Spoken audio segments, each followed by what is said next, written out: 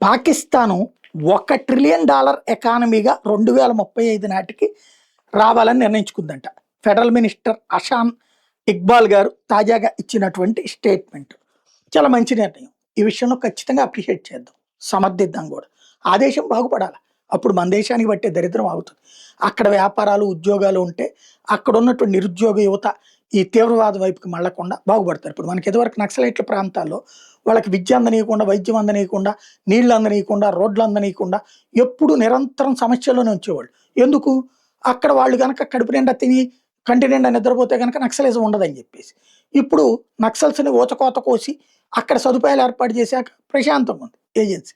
ఎవరి పనులు వాళ్ళు చేసుకుంటున్నారు. తీవ్రవాదం కూడా అట్లాంటిదే. తీవ్రవాదం అనేటటువంటిది ఉన్నది, దాన్ని మేపుతుంటారు, పెంచుతుంటారు ఉగ్రవాద సంస్థలు. ఎందుకంటే వాళ్ళందరూ కుర్రోళ్ళందరూ కనుక కడుపు నిండా తిరిగి కంటి నిండా నిద్రపోతా ఉద్యోగాలు చేసుకుంటే వీళ్ళు పట్టించుకోరు.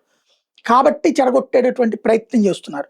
ఈ దశలో $1 ట్రిలియన్, వాస్తవంగా భారతదేశం ఎప్పుడో $1 ట్రిలియన్ ఏంటి, $4.5 ట్రిలియన్, $5 ట్రిలియన్ దగ్గరికి వెళ్ళబోతున్నాం.